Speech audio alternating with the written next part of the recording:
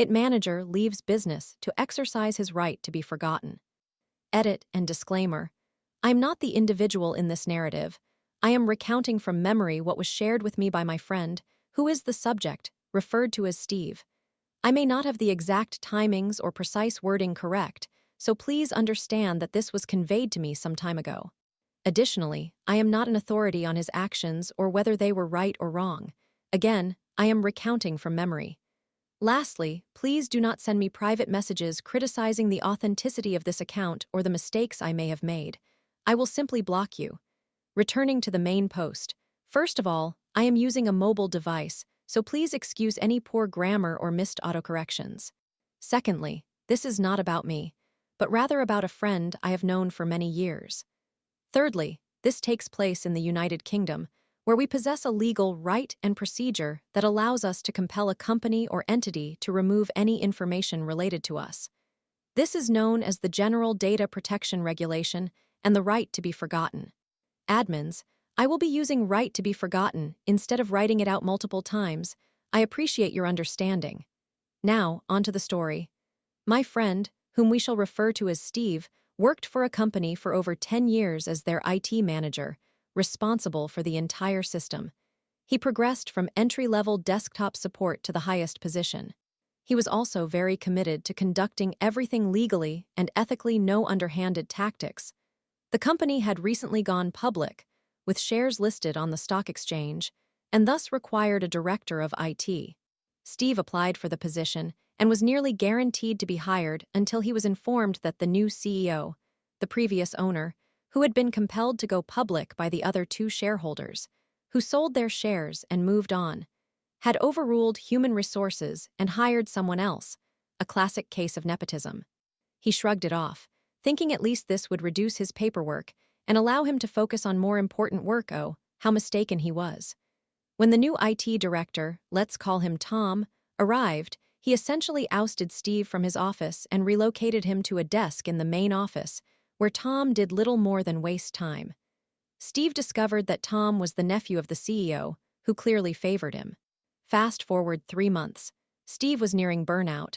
The nephew terminated his 2 highly competent assistants and replaced them with friends who contributed nothing, leaving Steve responsible for approximately 400 PCs, along with associated servers and network equipment all on his own. His frustration grew. Meanwhile, Tom continued to assign him bizarre tasks, such as reinstalling Windows on every computer and having him order a gaming rig for the office. In one instance, he asked Steve to visit his home to set up a network. The final straw was when Tom convinced the CEO to cancel Steve's bonus due to unmet requests, while his friends, Dick and Harry, received substantial bonuses for their so-called hard work covering Steve's responsibilities. Fed up, Steve began searching for a new job. By chance, he kept in touch with the former owner, who had launched a new business. After learning of Steve's challenges, he offered him a new role at his significantly smaller company with the same salary. This role also featured a shorter commute, a new office, and a variety of benefits. Naturally, Steve accepted the offer while also devising a plan for revenge. Steve submitted his 3-month notice to the Human Resources Department and began the departure process, sending emails to Tom with detailed information about passwords, processes, and introductions to suppliers. He scheduled a task on the Exchange server to run a batch file 1 week after his departure. He did the same on the Active Directory server, file storage servers, and backup storage servers. This batch file was designed to open PowerShell and execute commands that would delete any file authored by him or last saved by him. Additionally, it would remove any emails sent to or by him. He also informed Microsoft that he was leaving the company to join a new one on the specified date. More details on this later. Steve dutifully completed his final tasks, bid farewell, and as a final act, a week before leaving, he provided Human Resources with a typed letter requesting the invocation of the General Data Protection Regulation and the right to be forgotten, asking for all documents he created to be deleted, with the exception of essential information retained for legal and human resources reasons, such as pay slips.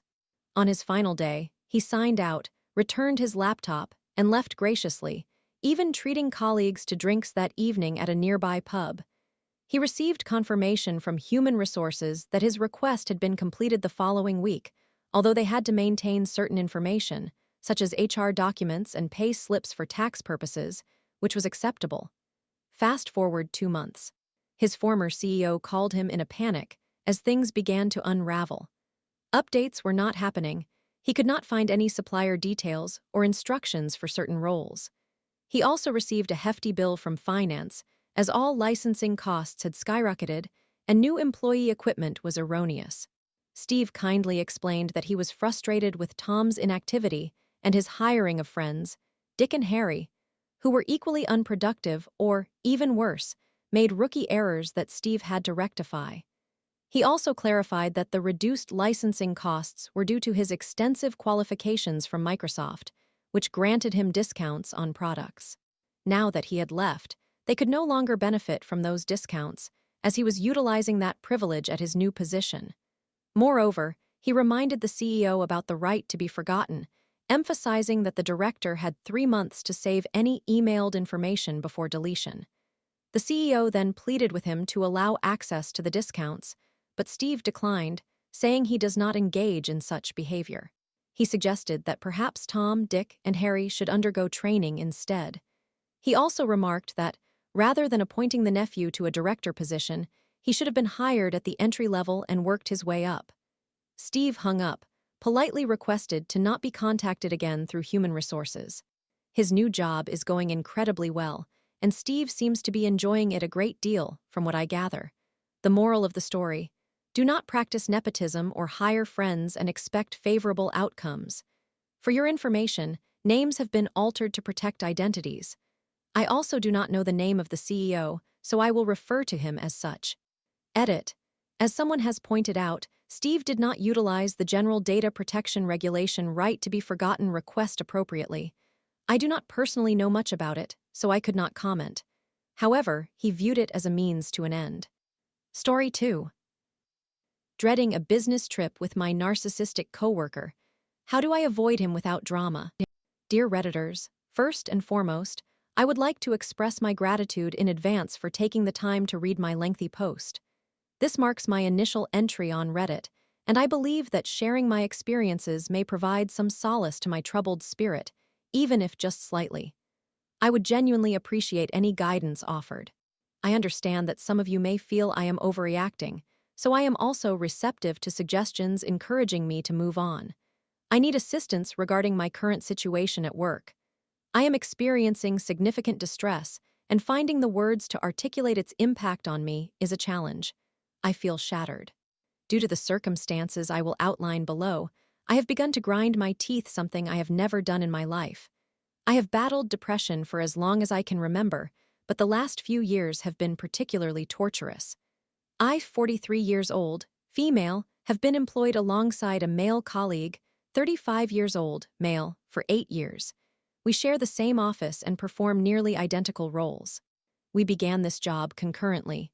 Initially, we enjoyed a great rapport, sharing laughter and generally having a pleasant time at work. However, from the outset, I sensed that something was amiss with him, though I couldn't quite identify it. After approximately 5 years of collaboration, I recognized that he is a covert narcissist. How did I come to this realization? I discovered that he mirrors my 69-year-old mother in many ways.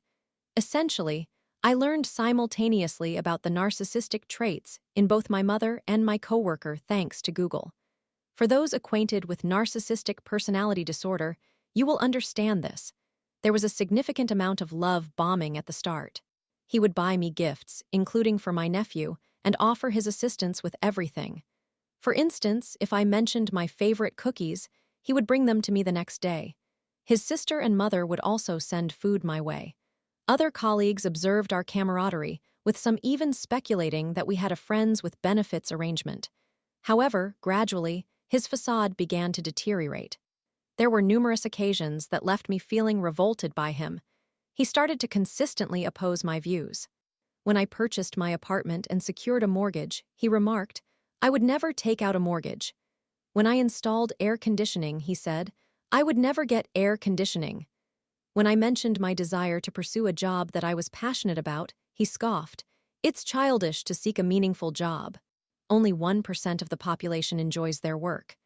He was aware of my strained relationship with my mother, yet would state things like, I don't understand how people can't get along with their parents. Day by day, his complaints increased, and he perpetually judged those around him. His perspective was starkly black or white individuals were either good or bad, with no middle ground. Regrettably, he rarely had positive remarks about anyone aside from his mother. Moreover, I began to recognize that he harbors deeply negative attitudes toward women, yet simultaneously craves their attention more than anything else. One of the most disturbing comments he ever made was, "If a woman dresses provocatively, she deserves to be raped." That was the moment I started to see him for whom he truly is. He would also demean his girlfriend, stating, "She used to train in ice skating, and that is the only thing she outperforms me in." Not to mention the time he inexplicably took a selfie and sent it to me, having never shared any personal pictures of myself with him. I am quite certain his girlfriend would not appreciate that behavior. He also exhibits serious anger management issues. He would become agitated over trivial matters like witnessing a woman driving an expensive vehicle, declaring, "I know you did not acquire that car with your own funds." Or if his Excel application froze for 5 seconds, he would erupt in anger. Approximately 3 years ago, I began to limit my communication with him as much as possible. Fortunately, following the COVID pandemic, we were granted the opportunity to work from home, so now I only encounter him once or twice a week. I felt it necessary to create distance from him because I constantly felt as if I were walking on eggshells, perpetually fearful of saying something that might provoke him. Over time, I consciously endeavored to withdraw. I started ignoring his offensive remarks, ceased sharing details about my life, and ultimately eliminated all unnecessary interactions. We used to socialize at work, enjoying long coffee breaks, taking walks and sharing lunches, but I put a stop to all of that as well. Currently, I can sense that he resents me due to this change. Herein lies the dilemma that is causing me great anguish. Next month, we have a business trip planned. We typically have 1 or 2 annually, and the mere thought of it sends shivers down my spine. In the past, when our relationship was cordial, we would spend time together after meetings, exploring any city we visited. However, the thought of being in his company during this trip makes me feel physically unwell. I can barely breathe when he is near. He truly makes my skin crawl. Nevertheless, I still aspire to remain cordial. I do not wish for him to despise me. How might I tactfully avoid spending time with him during this business trip, given that we previously engaged in social activities together? I already feel guilt for not interacting with him as I once did, but evading him on this trip feels like an additional layer of torment. I have been seeking a new job for over 6 months. I have attended a couple of interviews, but unfortunately, I have yet to find success. I dread the thought of going to work. My stomach churns every time I contemplate it. Additionally, I made the error of confiding in another colleague, also known as a flying monkey, about his behavior, and it backfired on me significantly. I feel as though I am losing my grip on reality. I feel irreparably damaged. I have extensively researched narcissism, including resources here on Reddit, but most discussions pertain to narcissistic partners or parents. Rarely do they involve coworkers or friends. I sincerely hope that someone out there has experienced a similar situation and can provide support or encouragement to prevent me from descending into this dark abyss. I am immensely grateful to everyone who reads this post and takes the time to respond. I cannot express how much I appreciate it. Summary: I, 43 years old, female, have worked with a coworker, 35 years old, male, for 8 years. Our initial camaraderie has dissipated as I realized he is a covert narcissist with negative views about women and severe anger issues. I have distanced myself, but an upcoming business trip is filling me with dread regarding spending time with him.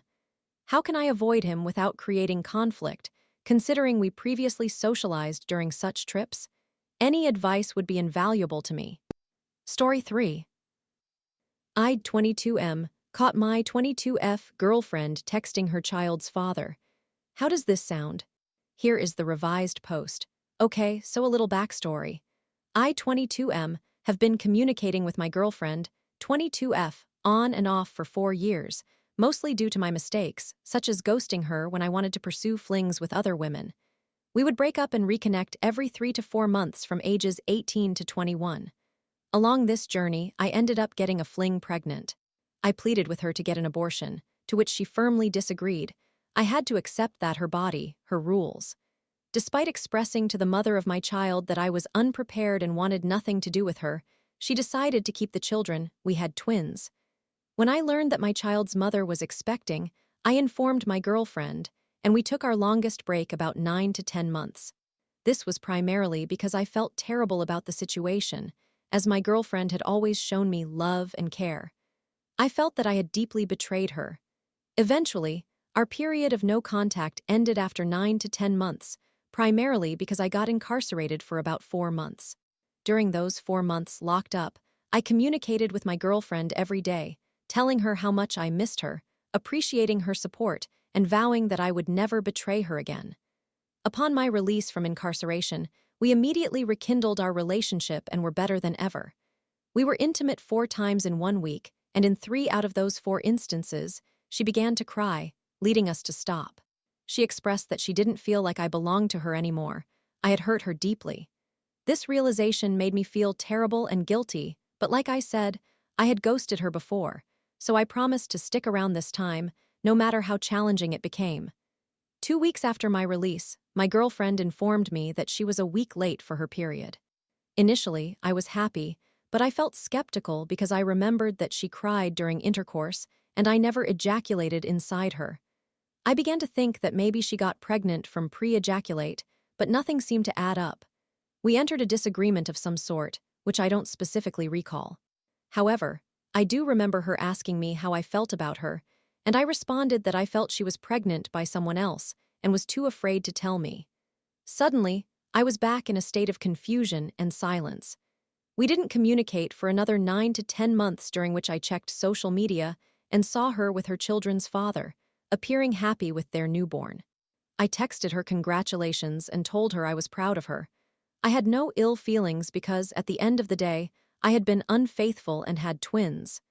At this point, it was May 2024, and on my birthday at the end of May, she surprisingly texted me to wish me a happy birthday and told me she loved me. In response, I reciprocated the sentiment on her birthday in June, given that our birthdays are only 9 days apart. On her birthday, we engaged in conversation, and I inquired about her well-being. I hoped all was well in her relationship, to which she replied that she didn't have one. She and her child's father no longer communicated on that level.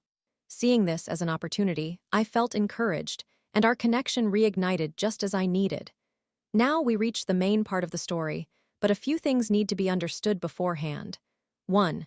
She and her child's father do not interact on a deep level and supposedly only had sexual relations twice, where he claimed he was not fertile. 2. My child's mother and I have a contentious relationship because I told her when she was pregnant that I had a girlfriend and urged her to get an abortion. She is envious because she believed that having children would keep me. 3. I have shared every detail about every woman that I've been intimate with since I met my girlfriend. 4. My child's mother informed me that she had relations with 4 men in 2 months, and I told her to stop acting recklessly, as I do not want my children growing up in that environment. I mentioned that I would tolerate 1 boyfriend, maybe 2, but she should have principles. I conveyed this to my girlfriend, but she implied that I was overly concerned with what my child's mother was doing, which is not the case. I simply don't want my children in a toxic environment. Main story. So last night, after we were intimate, my girlfriend fell asleep, and I decided to take the opportunity to check her phone, as I knew the code. While she has the codes to all 3 of my phones, I had never gone through her phone before. 90% of her phone was clear. There was nothing to be concerned about. She had no conversations with other men on social media, nor were there any other guys on her camera roll. However, the FaceTime call log revealed that she had been speaking with her child's father. No big deal, as it was Saturday, his time to care for the child, yet I was saved in her contacts as her sister, while his number wasn't saved at all. I proceeded to go through their messages, where they discussed putting her through a bed for their anniversary. He sent her music and professed his love for her. The most incriminating part was when she replied, "I have so much to show you, I love you too," after which she inundated him with TikTok's typical conversation, but not explicitly inappropriate. At this point, I felt heartbroken but did not want to react violently. I love her too much to embarrass her, so I let her sleep and maintained my composure, even cuddling her, reminding myself that she is with me at the moment. When she woke up, I continued to act normally and affectionately. I drove her home, and as we parked in her driveway, I decided it was time to confront her, although initially, I was not going to. I calmly told her that I had gone through her phone and seen her messages with her child's father, but it was okay because I still loved her. I added that I would be sending him a picture of her in my bed and would ask him what he intended to do about it. She begged me not to do that, explaining that she was merely leading him on because he wanted to take their child away due to my relationship with her. She claimed that all of this began 3 to 4 weeks ago when she got my name tattooed on her arm. He had seen it and made a joke about her being serious about our relationship. Additionally, her mother told him that she was out with me every Saturday when he had the child, and he joked about us possibly getting married. If what she said is true, he did not take this well and began threatening to take their child away if she did not engage with him romantically. She urged me to contrast the way she communicates with him compared to me, stating that his messages were primarily flirtatious. She pleaded with me not to text him and expressed her intention to seek a restraining order against him. There are a few conflicting interests here since she previously mentioned that he wanted to meet me and had no problem with my presence. She acknowledged she wanted to be honest with me because she recognized how hot-headed I can be. While I would never harm her, it's true that I considered meeting him until she shared this story, which, I admit, was a foolish thought. Love can certainly drive one to make irrational decisions. Story 4. Aita. My old friend claimed he was bullied by my best friend, and I stopped talking to him. This is an extensive narrative. I, 19 female, met a friend, 18 male, approximately 2 years ago. Let's refer to him as K. Initially, K and I did not communicate much, but I realized that he had very few friends, if any at all. Over time, we began to converse more frequently, and he started to share a lot with me about his trauma, primarily focusing on that aspect of his life. I didn't mind initially, and I felt genuinely sorry for everything he had confided in me, as no one deserves to endure what he had experienced. However, things took a turn when he mentioned his current boyfriend, 19 male. Although I will refrain from delving into specifics, he revealed some awful things about this individual, which led me to develop feelings of animosity towards his boyfriend, even as Kay chose to remain in the relationship. As time progressed, Kay became pregnant. For context, Kay is a FTM transgender and was also 17 at that point, which left me in a state of shock. I realized that he would likely not be able to pursue an abortion due to his parents' beliefs. Around June 2023, I found that I was less in touch with Kay because my school commitments increased, and we drifted apart until he gave birth, after which we resumed our discussions.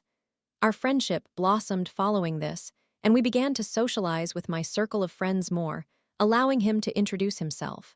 Months went by, and everything seemed all right until we all began playing video games together. My boyfriend, 18 male, my best friend, 18 female, Kay and I formed a small group, during which we began to notice K's true nature, as he frequently snapped at us and made rather unkind jokes. All of us were generally taken aback since we had never witnessed this side of him before. I tried to rationalize his behavior as a lack of social experience, given I was informed he had not had any friends in approximately 4 to 5 years. His unkind behavior persisted, and eventually, my best friend became quite frustrated with how he treated her and all of us. Kay also began to express his grievances regarding my best friend to me, and I advised him that it would be beneficial for him to address these issues directly with her to facilitate a better connection. However, he responded that he was too afraid to confront anyone. I ended up sharing the things he said about her with my best friend, who was already aware of K's boyfriend and had disliked him even before I learned about him, due to their shared history in high school. At one point, I began to spend more time playing solo with my best friend to ease the tension in the group, but this only seemed to escalate it further. Kay sent me a message expressing that he felt excluded and I sincerely apologized, saying that I would work to improve the situation, feeling terrible that he felt that way. A couple of days later, while I was trying to decompress from the drama, Kay texted me again, asserting that we were still leaving him out. I told him that nothing would change unless he spoke to my best friend and boyfriend about how he felt regarding the issue. He never did, yet things improved over time and through our gaming sessions. Come mid-January, however, tensions flared again, and Kay was once more clashing with my best friend. He resumed his habit of snapping at everyone and making mean comments while complaining about a headache or being irritable over a repeated joke. My best friend reached her limit with his behavior and started to retaliate. For example, while we were enjoying a game together, Kay remarked that it wasn't alleviating his headache in a rude manner, to which my best friend replied, "Are we supposed to help with that?" Kay then promptly exited and ran to me, saying that my best friend was giving him an attitude he did not appreciate. I assured him I would address it with her, which I did, though my best friend had valid reasons for her stance given Kay's poor behavior towards us over the previous 2 months. The next incident occurred during another gaming session. Kay claimed to possess certain items when I knew he did not, because I had seen him pick up a specific item. I questioned him, "Don't you have this item?" To which he defensively retorted, "No, what are you talking about?" lying in front of everyone. My boyfriend played the same character as Kay, and I asked all players using that character if they had taken the item, to which they both replied no. Eventually, my best friend said, "Well, somebody is lying." Following this, Kay left, informing me that he was in tears over my best friend's attitude and her making him feel miserable. I once again encouraged him to communicate directly with her, but he persisted in discussing how she brought him down. At this juncture, I remained silent as I was growing exhausted from mediating and did not want to hear such negative remarks aimed at my best friend. I didn't text him for a day or two, and eventually discovered that he had removed everyone from Discord, Instagram, TikTok, and any platform he was connected to, and posted a long message about feeling bullied and how miserable he was around everyone, expressing how much he cares about me. I was utterly perplexed and irritated because he left without any prior warning. His boyfriend contacted me to ask if I was still friends with Kay, claiming he thought Kay believed I hated him. I was quite taken aback by such a question, as it seemed childish and confusing coming from him, especially since Kay had vanished without explanation. While I understand self-sabotaging behaviors, Kay publicly accused my best friend of bullying on his Instagram account, which was deeply embarrassing for her, as she had never acted with malice or ill intent. Numerous witnesses observed Kay create problems during our voice chats. Eventually, Kay texted me, reiterating what he had said in his Instagram post and stating he wished he could be a better friend in another life. I started to panic, fearing he might be expressing suicidal thoughts due to the situation. I was honest with him, indicating that he needed assistance as he was dealing with significant issues related to his baby, but I also pointed out his immaturity for not addressing these relatively trivial matters with my best friend. I refrained from messaging him for a day afterward. When he reached out again, he inquired, "Will you please come get your stuff?" acting as if our friendship was ending. I replied that I would retrieve it eventually, but needed some personal space in the meantime. The entire situation was overwhelming and significantly stressful, especially as he continued to prolong it via his Instagram story and even contacted my boyfriend to say I should claim my belongings, some socks and a keychain I had given him. He kept insisting on how much he valued me, stating it wasn't my fault and wishing for better circumstances, yet I cannot maintain a friendship with someone who blames all his unhappiness on a friend he has known for approximately 6 months while improperly labeling her a bully when I know she is not. Am I the villain in this situation? Story 5. My 24M-GF, 23F, won't do certain sexual things with me that she did with other guys. This occurred yesterday, and I have been reflecting on it since. My girlfriend, 23 years old, female, and I, 24 years old, male, have been in a relationship for approximately 8 months, and while I care for her deeply and believe she is a remarkable individual, something from our conversation last night has been troubling me. We were driving home from a friend's house, discussing various topics, when she mentioned that one of her friends was allowing a man to finish inside her because she was on the pill.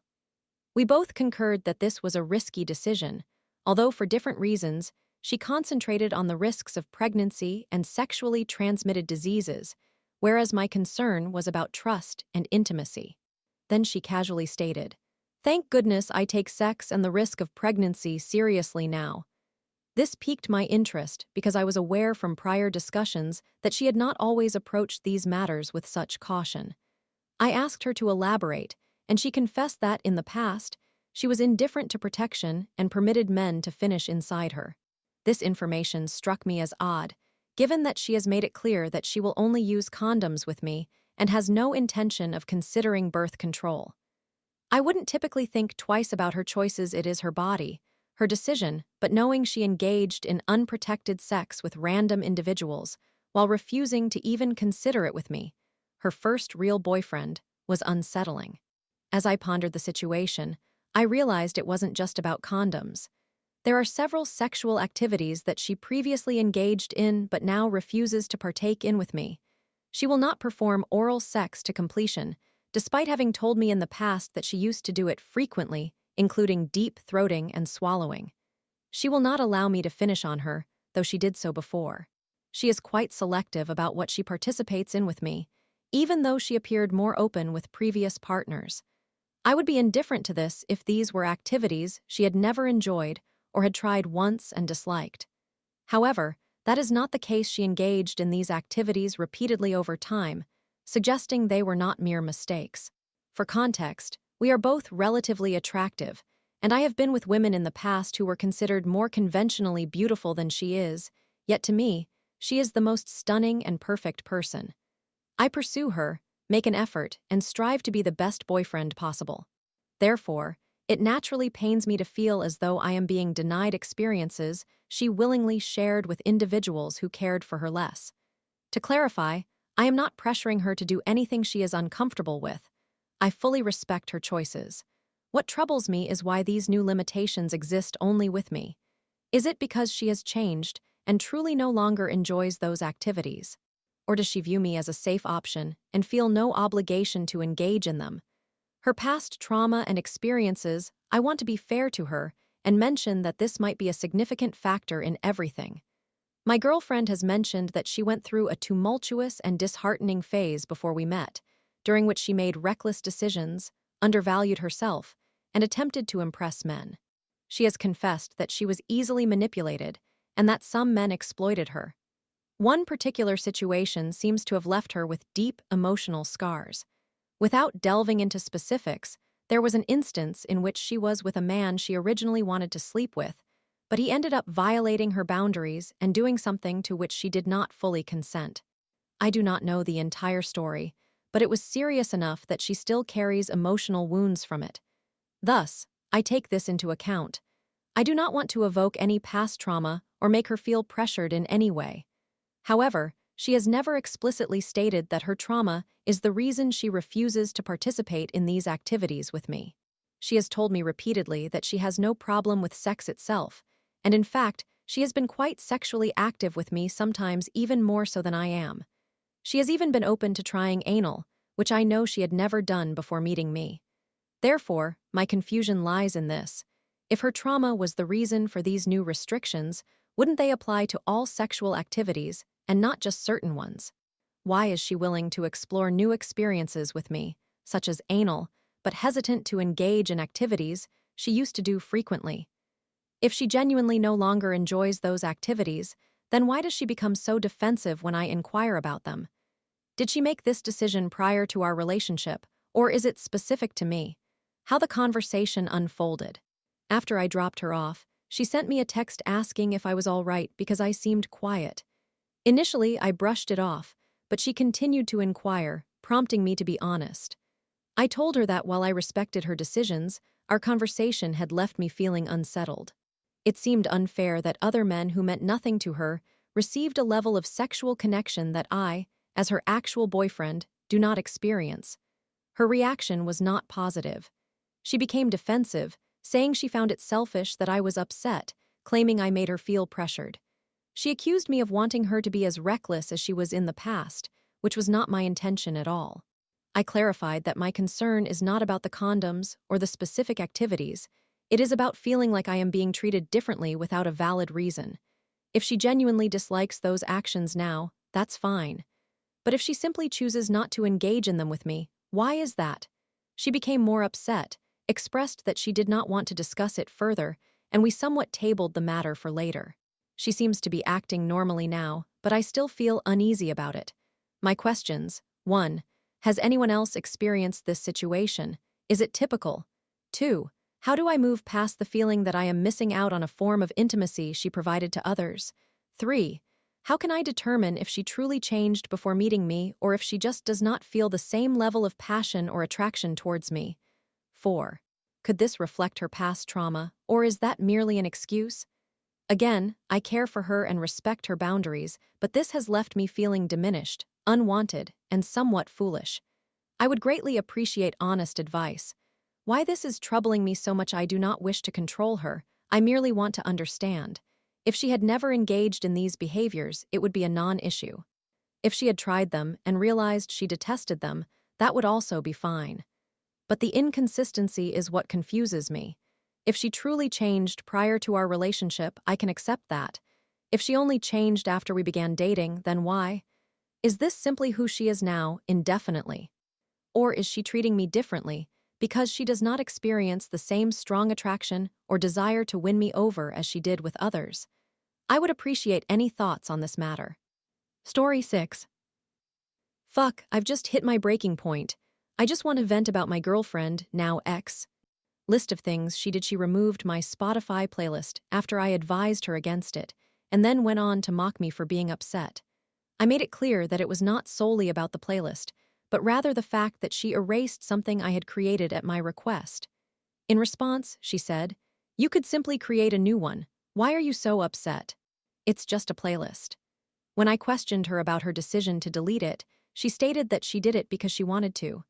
This playlist had been with me since high school, and she erased it on a whim, subsequently blaming me for my anger. I still cared for her, so I was uncertain about how to respond until she announced that she was ending our relationship. I was left bewildered. How could she act like that, and then break up with me as if I were at fault? This was not the first occurrence of her behaving this way. She accessed my social media accounts and unfollowed individuals I had followed before we started dating, even those who were not women, although that was the primary reason for her actions. She claims I overreact when I express my feelings about her interactions with a male friend she met while we were together. I have conveyed my concerns multiple times, stating that she seems to be investing more energy and attention in him than in our relationship, but she insists they are just friends. They created a shared playlist filled with love songs. He purchased gifts for her. They exchange numerous texts each day. She appears to be happier around him. She blames me and accuses me of jealousy, claiming I only want to improve because he is in the picture. She mentioned she feels a stronger connection with him and that he was more transparent during their initial meeting, which is why she is so close to him. She has several shared notes with him. On the day of the Spotify incident, she went to the gym with him alone, during which he bought her food, and they exchanged 1 or 2 texts every hour they were together. She would inform me of everything he was doing and how he was accomplishing things I could have done. Keep in mind that we were both supposed to be working toward fixing our relationship. I witnessed so much that I constantly reminded her she didn't have to cut him off, but just needed to remember that I was in a relationship with her and that I felt uncomfortable with their interactions. She consistently replied that she would not limit her conversations with him. Once he entered her life, everything I tried to do became an issue, and matters began to deteriorate further. Throughout our relationship, she secretly communicated with her ex. Initially, she hid it, and when I discovered the truth, I expressed my discomfort and forgave her. However, as our relationship became tumultuous, she would text her ex, detailing how I was doing everything wrong, and she even called him. At one point, I felt defeated because I understood she would not stop, and it was during this time that things were at their worst. Last week, that ex sent me a screenshot of her texting him, stating that she wished things had turned out differently between them. Nevertheless, I remained, thinking she was simply upset with me at that moment. Every time I expressed my feelings, she would turn it back on me, dragging up past events and claiming it was my fault. For example, when I mentioned that her texting her male friend upset me, she blamed me for not fulfilling my responsibilities at the beginning of our relationship, saying that now that the guy was present, I was trying to improve. There were many more situations, but they speak for themselves. She struck me when I took my phone from her hand while trying to hurry home at night. I asked her politely numerous times, but she kept the phone under her leg, so I decided to forcibly retrieve it without harming her. I simply moved her leg and took my phone. Then she became angry, and I ended up apologizing before she slapped me to even things out. Back then, I brushed it off because I loved her too much to let go. This part was primarily my fault. She pressured me into losing my virginity with her after I lied about watching pornography. I stopped watching pornography once we started talking and didn't watch it at all until we broke up for almost a week. I ended up slipping once, and I felt terrible not informing her when she asked, but she eventually found out and was hurt. I still regret my decision, all because I wanted a moment of pleasure. I consented to being intimate because I felt it was a way to make things right. I broke her trust, and she threatened to leave unless I agreed, so I relented. She frequently made hurtful comments, claiming they were jokes. One night, while we were together, she asked for food, and I suggested McDonald's as the best option because I had less than $10. She responded that she would rather leave me than be with someone who couldn't afford better, and when I got upset, she insisted it was a joke without apologizing. When we began dating, she shared my texts and called me gay because of a humorous response I gave to a guy who asked me out to prom. Mind you, we weren't officially dating at that time, only getting to know each other. When the guy asked me, I said no, but it would be funny. She then told everyone, forcing me to clarify that I wasn't gay. I used to joke a lot before our relationship, and I never anticipated her taking it that way. So much transpired that I could write a book. This morning I texted her, expressing that I still think about her, but I was still insulted regarding the playlist, even though I hadn't mentioned it. I still love her and thought that venting might help me let go and find closure. I still feel responsible because I failed to consistently meet her expectations, even though I tried my best. I was inexperienced in dating and afraid to explore new things, which led to our weak bond. I did not make enough effort to ensure her happiness, neglecting the romantic gestures others typically perform. Eventually, I decided to fight for our relationship by striving to be a better boyfriend, but when I began making that effort, she started treating me poorly. Anything I did wrong made her upset. I spoke, she was angry. I looked the wrong way, she was angry. I picked up something incorrectly, she was angry. I don't know why I stayed after she repeatedly told me she didn't love me. I thought I could win back her affection. Despite the countless times she insulted, disrespected, and tested me with outrageous ultimatums whenever I made a mistake, I truly loved her. The idea of her, someone so sweet at the beginning of our relationship, became a burden on my heart. My friends cautioned me, yet I remained because I wanted to be perfect for her and improve myself for her. I feel a sense of relief in sharing this now, and I wish I could write this much for my discussion posts in class.